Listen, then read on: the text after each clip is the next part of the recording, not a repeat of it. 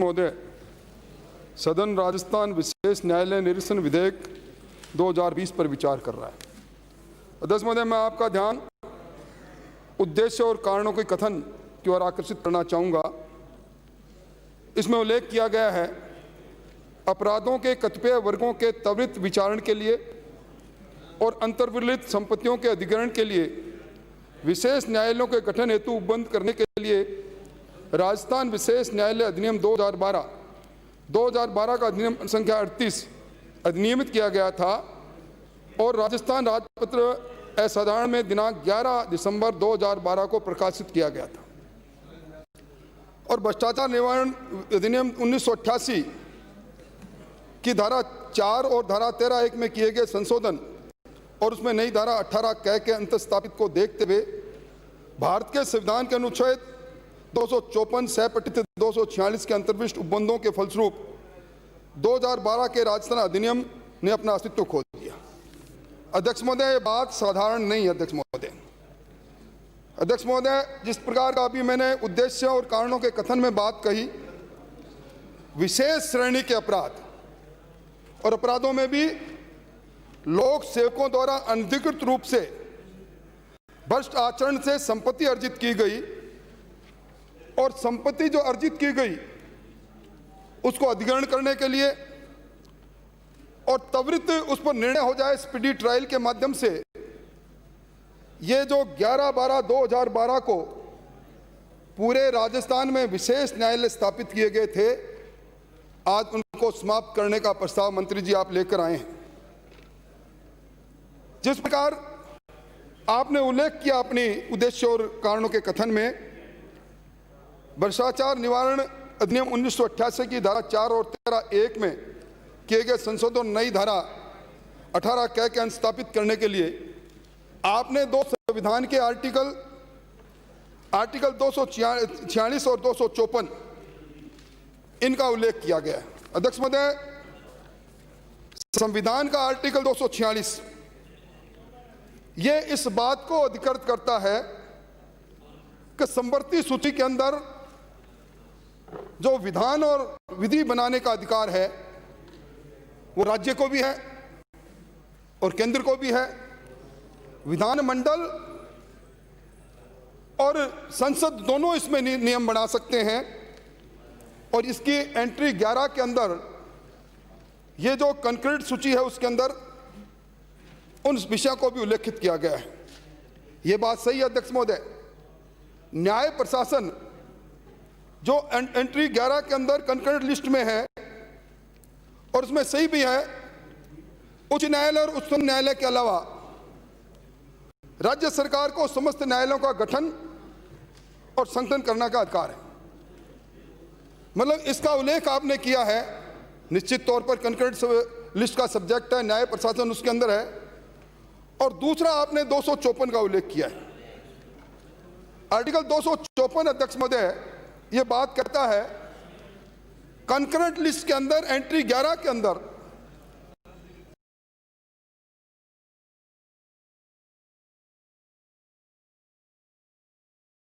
अगर विधानमंडल कोई विधि बना देते हैं तो 254(2) के अनुसार उस विधि को मिलेगी जो विधि संसद द्वारा पारित की गई है। इसका उल्लेख आपने किया है।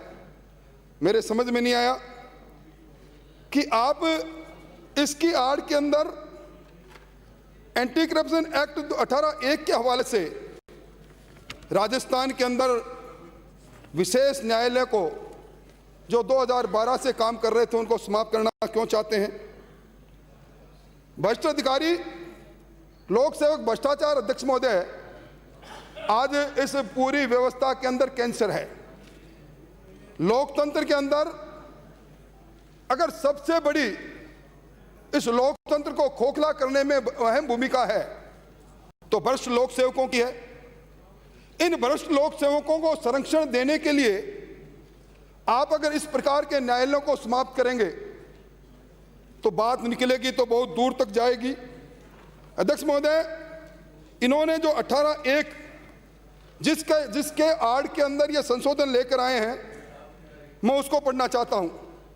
संपत्ति की कुर्की और संपहरण 18(1), धन शोधन निवारण अधिनियम 2002 में जैसा अन्यथा उपबंध है, और उसके अलावा दंडिक विधि संशोधन अध्यादेश 1944 के उपबंध जहां तक हो सके इस अधिनियम के अधीन कुर्क की गई संपत्ति के प्रशासन और कुर्की के आदेश के निष्पादन या धन के अधिग्रहण या आपराधिक उपायों द्वारा उपाप्त की गई संपत्ति, आपराधिक उपायों द्वारा उपाप्त की गई संपत्ति मतलब भ्रष्टाचार से अर्जित की गई संपत्ति, इस अधिनियम के प्रयोजन के लिए दंडिक विधि संशोधन अध्यादेश 1944 के उपबंध इस उपांतरण के अधीन रहते हुए जिला न्यायाधीश को विशेष न्यायालय न्यायाधीश के रूप में इसको प्रस्तावित कर।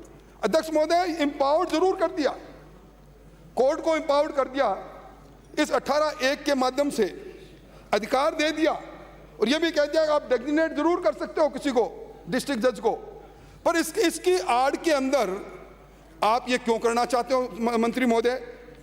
मैं समझता हूं अध्यक्ष महोदय 2012 से ये स्पेशल कोर्ट है, आज हालत क्या है? आप इनको बंद करेंगे, इन कोर्टों को बंद करने के बाद लंबित जितने विवाद है ये स्थानांतरित होंगे दूसरे कोर्ट के अंदर, नए सिरे पर उन पर सुनवाई प्रारंभ होगी, यानी भ्रष्टाचारियों को सीधा संरक्षण। और मंत्री महोदय, फरवरी 2020 तक का आंकड़ा कह रहा हूं मैं, राजस्थान के अंदर 446 ऐसे लोक सेवक हैं जिनकी अभियोजन स्वीकृति आपने रोक रखी है। ये 446 लोक सेवक IAS, RS और दूसरे तकनीकी उच्च अधिकारी, इनकी आपने स्वीकृति रोकी है। अगर ये कोर्ट अगर समाप्त हो जाएंगे, इनकी स्वीकृति इसलिए रोकी गई अध्यक्ष महोदय कि स्पीडी ट्रायल का प्रावधान है, 2012 से विशेष न्यायालय गठित किए हुए हैं। मैं समझता हूं आप इस कोर्ट को रिपील करके किस को वो करना चाहते हैं।